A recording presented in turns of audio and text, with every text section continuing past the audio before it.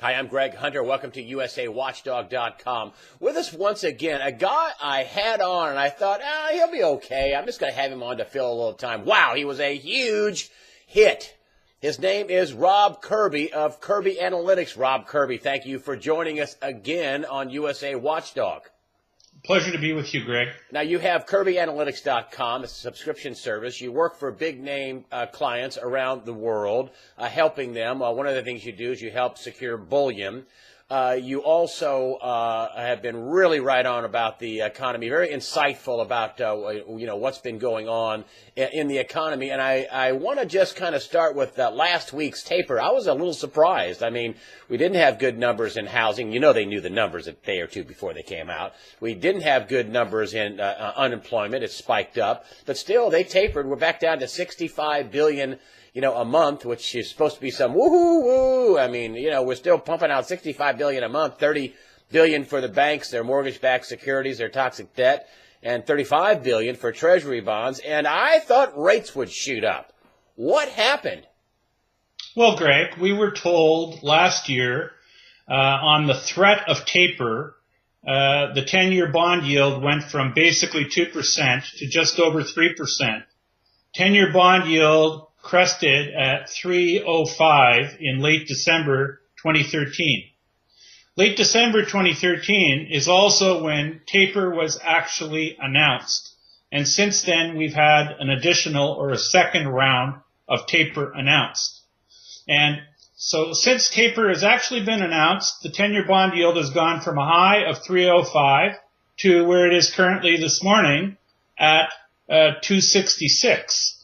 So the threat of taper made rates go up. Actual taper has made the 10-year bond drop 40 basis points in less than a month.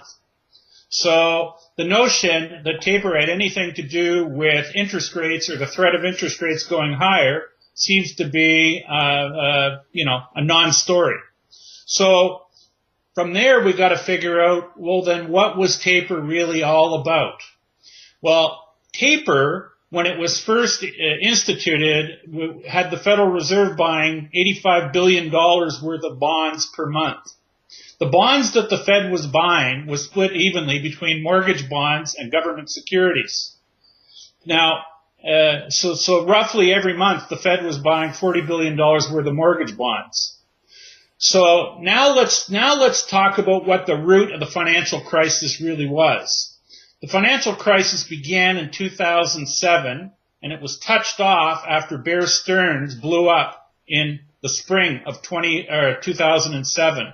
The reason Bear Stearns blew up was due to toxic mortgage bonds that were rated AAA that failed, and they were worthless.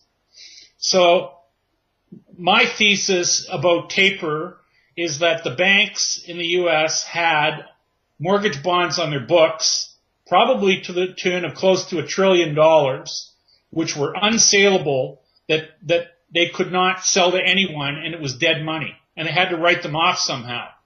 The problem with writing off close to $1 trillion worth of mortgage bonds that were held in all the U.S. banks is that kind of money is basically as much or maybe even a little more than the total market capitalization of the U.S. banking industry. So they had to figure out a way that they could get those mortgage bonds off the books of the banks and silo them somewhere without basically admitting that the U.S. banking system was insolvent. So they invented this tale of liquidity and a taper and how it was going to be good for everyone and how it was going to help them. Oh yeah, and keep rates down. And the reality was they had to extricate these toxic mortgage bonds off the books of the banks. And, for the most part, with them now tapering, their taper, we can almost say mission accomplished. They've taken these mortgage bonds off the books of the banks. They're siloed right now on the balance sheet of the Federal Reserve. And what the Fed plans to do with them, I don't really know. And I don't have all the answers. But I think we can see empirically that this whole thing about taper had nothing to do with interest rates and keeping rates low, because now that they're actually tapering, rates have dropped. the threat of taper made rates go up. This whole notion is that the Federal Reserve is trying, everything they tell us is a lie, misdirection. These people, they preach that they're about transparency, but everything they do is misdirection and sleight of hand and a shell game. So they had to get the bonds, the mortgage bonds that weren't worth anything. They had to get them off the books of the banks. Otherwise, the banks were going to be basically incapacitated in terms of ever being able to make new loans, much like the Japanese banks were throughout the decade of the 80s and the 90s. When they left toxic assets on their balance sheets, it impeded the Japanese banks' ability to make loans. Well, the same thing was going to occur in the U.S. And they had to get the bonds off the books of the banks, and this is what taper is really all about. That they've gotten most of the junk off the books already, and now they're starting to wind it down because they've removed most of it, and they don't need to remove it at the same pace because it's dwindling off the bank's books, correct? Yes. Does that mean that if the Fed gobbled up all this worthless paper and printed Federal Reserve notes for, trillions of dollars, doesn't that mean the Fed is insolvent? Aren't they insolvent? Didn't they eat a poison pill? Well, there's a lot of people that would say that due to the size of the Fed's balance sheet, there really is questions about their solvency going forward. Greg, and that's a very good question.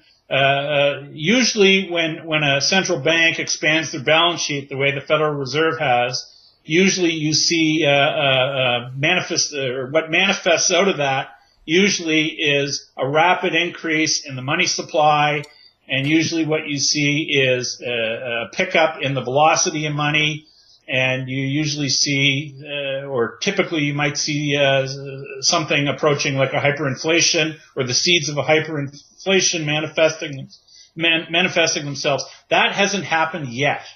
And, they've been able to keep all this money printing contained basically to the banks. The banks haven't been extending credit, haven't been lending, and, but due to the size of the Fed's balance sheet, that represents basically potential. And what it is, I call it stored up kinetic energy, but it's potential for a rapid increase in money supply, and because what it is in its purest form, it's monetary debasement. And when you have that much monetary debasement, you're going to see nominal prices increase. And it's just a matter of how long before that works through the system. Well, it will occur. Well, according to John Williams at shadowstats.com, who I love, I know you like him too. A lot of people love him because he does real numbers. He computes the numbers the way they were before all the, geometric smoothing and all the hedonic measuring and all the junk. And he says, listen, if you did inflation the way the Bureau of Labor Statistics did it in 1980 or earlier, you'd have about a 9% inflation rate. So we're not escaping inflation. We still have inflation. They're just lying about it. As you say, everything we have is every number that comes out, unemployment, inflation, GDP, just seems like one big fat lie. Yeah. Well, you see, Greg, what we're witnessing and experiencing is basically it's a war between the keepers of the fiat system and foreigners who have lost faith in, due to recklessness on the part of regulators in America and their stewardship of the world's reserve currency. Foreigners have lost confidence in the U.S. dollar and have lost confidence, for the most part, I'd say, in fiat money. This is why all the emerging market countries, the Chinas, the Russias, the Asian countries, this is why they're all buying gold. And it's a refutation of the U.S. dollar as the world's reserve currency.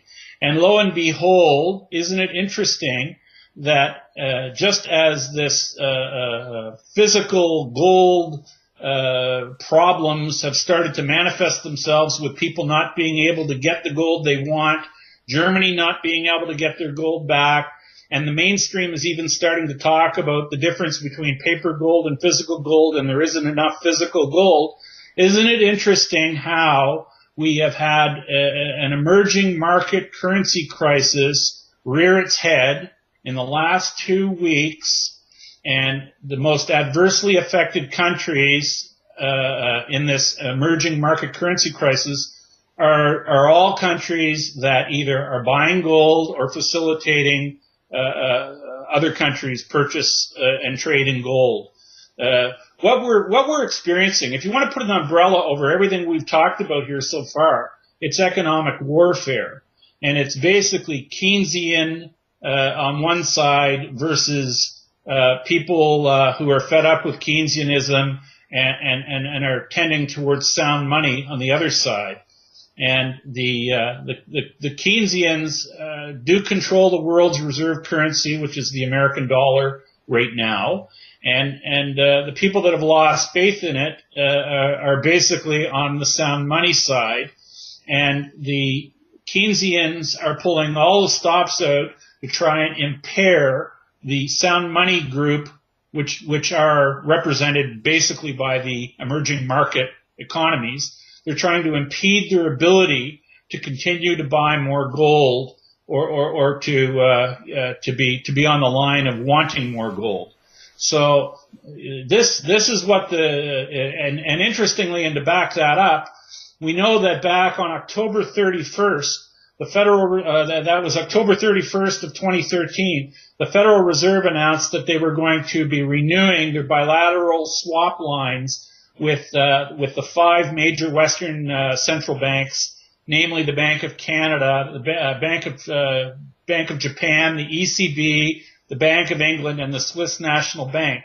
It was announced that they were going to be renewing and making permanent their swap lines with those central banks. They announced it on the 31st of October. Nothing happened, Greg, for over 2 months. And then between January 15th and January 17th of this month, literally days before the news broke on the emerging market currency crisis, and the first speaking of that in public was a Bloomberg article referencing a problem with the Turkish lira.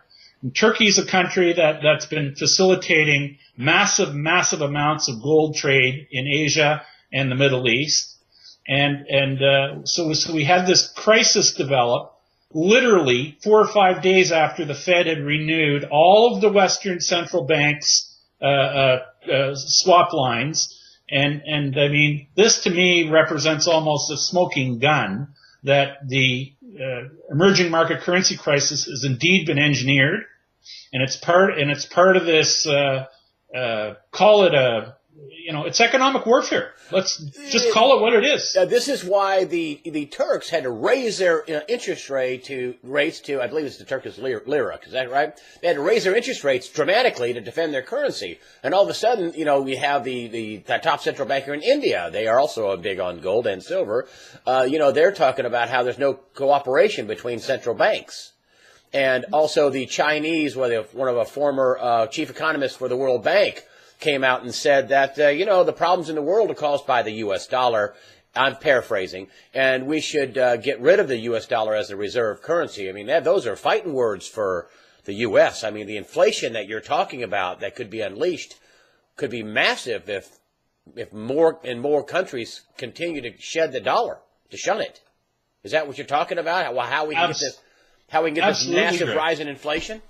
Absolutely, Greg, because the sound money group of countries, the anti-Keynesian people, they are engaged in an economic war with the Western dollar-based Keynesian people who've been printing all this money, and there's been a fracture where for many years the world more or less got along on an economic basis, or one side had so much more power over the rest that they could just inflict their will on people by brute force. The rise of the sounder money people and the importance of the Chinese economy and its contribution to world GDP has meant that they just can't be pushed under the way maybe they previously were. And the other thing is these people are also realizing how rotten to the core and corrupt the stewardship of the world's reserve currency has been under American tutelage. It's a disgrace what's really occurred here. It's a complete and utter travesty to humanity, and people now in other parts of the world are onto the game. And this, Greg, is also you see this manifested in the ongoing investigation of the German regulator BaFin, which is an adjunct to the Ministry of Finance in Germany. These people about the gold, that the gold fixing, the gold price manipulation is worse than LIBOR, is what the Elke Koenig said, the top BaFin regulator. Worse than LIBOR. Yeah. Well, my understanding surrounding the BaFin investigations, Greg, is that BaFin is quite likely investigating more than gold.